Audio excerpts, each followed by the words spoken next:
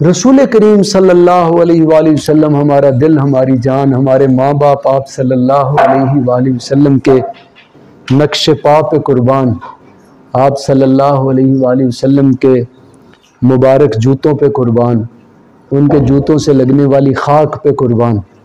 آپ صلی اللہ علیہ وآلہ وسلم کی ایک دائمی سنت جو کبھی نہیں چھوٹی،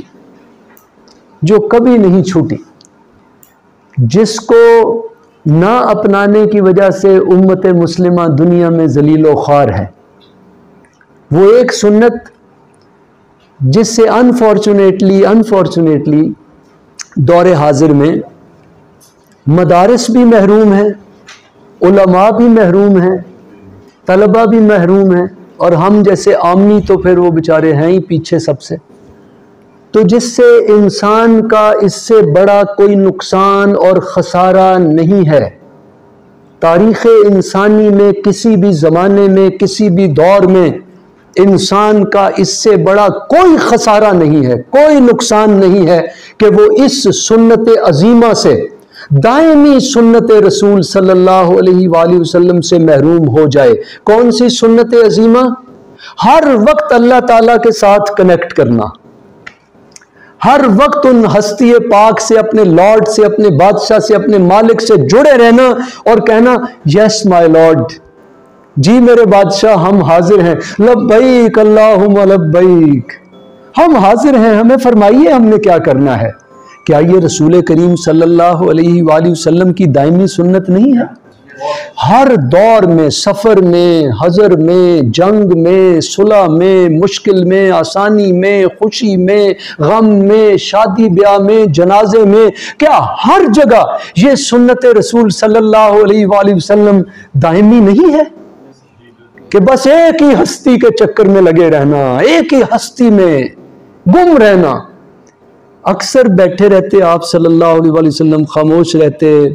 اور کسی سوچ میں گم ہوتے، تو صحابہ پوچھتے حضور سے صلی اللہ علیہ وآلہ وسلم آپ کیا سوچتے رہتے ہیں؟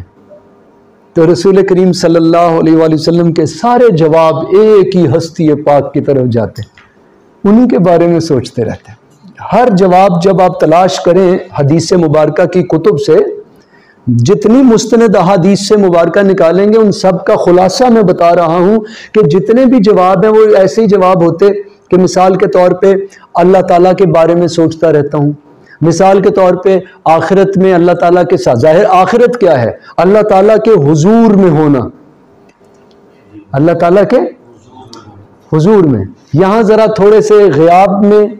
کچھ لوگ رہتے ہیں، ہے نا، کچھ ہم اپنی نادانی سے، اپنی ناکامی سے، اپنی نااہلی سے ہم یہاں تھوڑے سے غیاب میں رہتے ہیں، یعنی خدا حضور میں، خدا کے حضور میں نہیں رہتے۔ یہ بڑی بدقسمتی ہے۔ وہ یہیں سے سیکھ جاؤ حضور میں رہنا، جہاں ہمیشہ رہنا ہے وہاں کے کچھ آداب سیکھ لینے چاہیے یا نہیں؟ آپ جا رہے ہوں حج پہ، آپ جا رہے ہوں عمرے پہ، آپ جا رہے ہوں امریکہ، آپ جا رہے ہوں کسی ملک میں، تو سیکھتے نہیں ہو کہ یار کوئی ایسی دوائی نہیں سعودیہ لے جانی کہ وہاں سزائے موت ہے، کسی بھی منشیات سے متعلق چیز کے پکڑے جانے پہ موت کی سزا ہے، تو یہاں آپ جاتے ہیں یہ حاجی کیمپ میں اور وہاں پہ دوائیاں پیک کرواتے ہیں کہ میں جہاں جانے والا ہوں نا اس ملک کے آداب میں اگر کوئی چیز پکڑی گئی تو مجھے موت کی سزا نہ دے دی جائے، تو آپ اس وہاں جانے سے پہلے آداب سیکھتے ہیں۔ تو خدا کے حضور میں رہنا ہے خربوں سال سے بھی زیادہ، مرنے کے بعد ایک حضور کی زندگی ہوگی، یعنی حضوری کی زندگی۔